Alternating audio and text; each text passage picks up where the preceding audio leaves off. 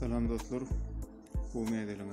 Bu edeki videonun sanına, yani YouTube'da net videonu skaşet etmeli ya da indirmeli telefonda da. Onu var koymak için. İlk bilen YouTube'a giriyoruz. Mesela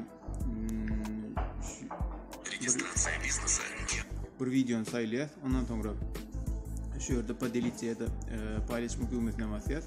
Ondan sonra birinci duran düğmeye kopyalat ссылка şu düğmeye basıyoruz. Уже kopyalat ettik. Ondan sonra videodan çıkıyoruz, YouTube'dan çıkıyoruz. Sonra Google'a giriyoruz. Google'ın pressaver.com şu saytımıza giriyoruz. Pressaver.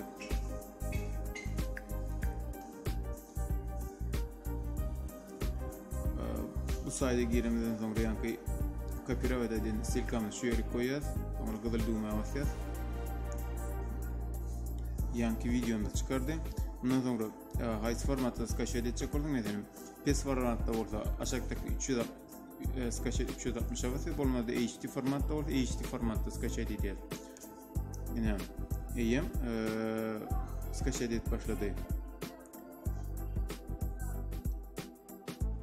Bugün kaç videolarımın sahne.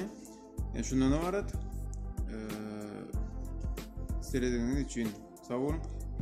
Ne sorularınız var olsa komentarya yazın. Подписаться на канал olmayı unutmayın. Sağ olun.